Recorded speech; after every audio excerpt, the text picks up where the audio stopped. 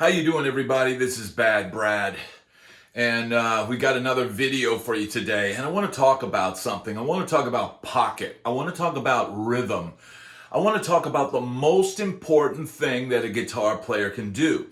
And it doesn't matter what genre you're playing. It doesn't matter, whether it's rock or blues or jazz or funk or whatever. The most important thing is your pocket. What is pocket? Pocket is the feel. Pocket is the placement of notes in your rhythm or your lead playing. Now, today's example at the top, that's rhythm guitar playing in a 80s funk type context. By today's standards, people would think that would be a Bruno Mars groove, but it's more like a Prince or Gap Band or something from the 80s like that, a real retro funk thing. And what I didn't practice what I was going to play over these tracks because I played these kind of grooves my entire life. And I spent most of my time, just like you will, if you play in a band, you're going to spend 80 to 90% of your time playing rhythm guitar. So my suggestion is to get good at it.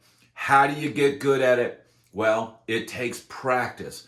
But practicing rhythm guitar is not a tedious thing.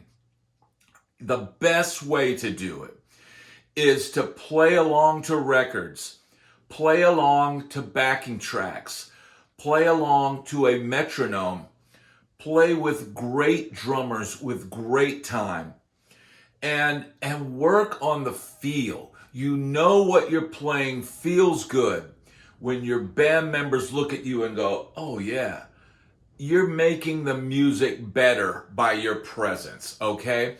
Now, all I was doing in the clips was just grabbing little things like at the beginning.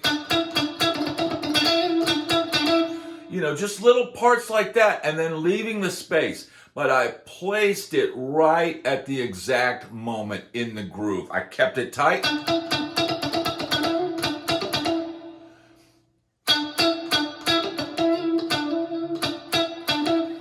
Just a simple little part like that can sound incredible and help the groove. You don't have to play through the whole measure.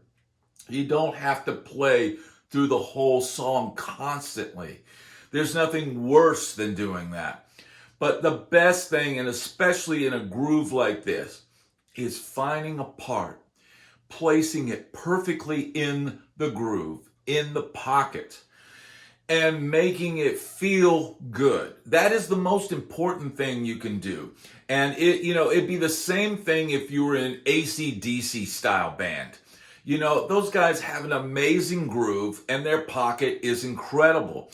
And Malcolm Young is the unsung hero of that band. He was over there just hammering out those chords, like a machine.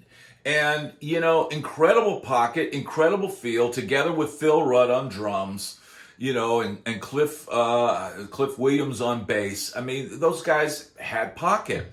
And the same thing goes for this style groove. There were other things that I was grabbing. Just grabbing little pieces like that, starting on the D string. D, G, D, and G. It's like a G chord if you put, but in E minor, it becomes an E minor chord, okay? So,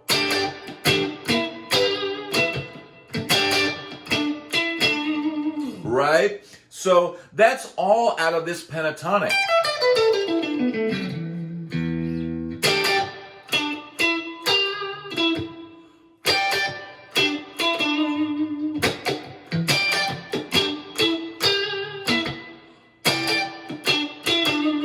And together with the muting, there's a lot of people that don't talk about, it's almost as important to mute it the right way and in the right places as it is to play the notes in the right place. And that's part of your feel. That's part of your pocket. Now, the third, little idea I was doing was taking G double stops of G and A triad, starting with the B and the D here, and then up to the A triad. So, and then G, A. So all out of this over that E chord. So.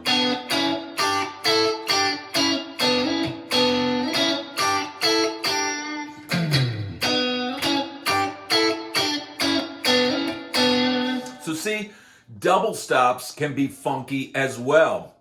And I've got an upcoming lesson on double stops, and you should definitely work on that. You know, there's so many things. And then the fourth example, Hendrix chord right there. So, right? So, you know, it's just more about the feel and the placement of the notes. And especially in playing this style of 80s style funk, retro groove, pop type stuff, man, it is so important. Your right hand is just as important as your left hand. You know, keeping a loose wrist.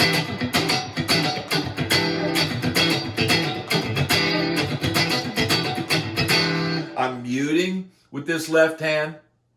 I'm letting up to mute, and then pressing down when I know at the same time that I want the note.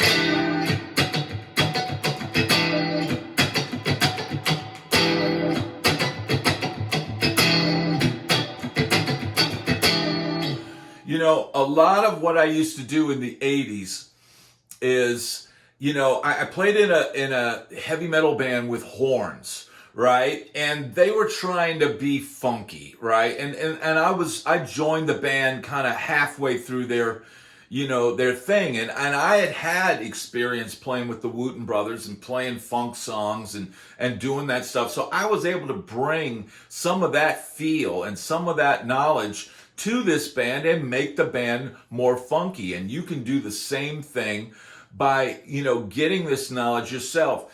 Go back and listen to some Prince albums, like the Controversy album or 1999. It's just incredible rhythm playing on those records, and I'm sure it's probably all Prince.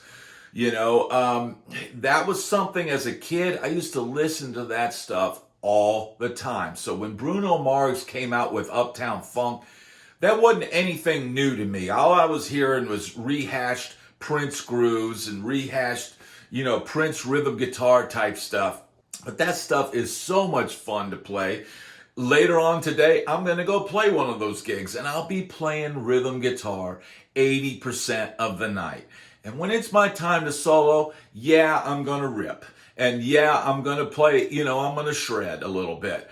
But you know what? The most important reason why I would get called back on those gigs is because I can make the songs feel good in the pocket.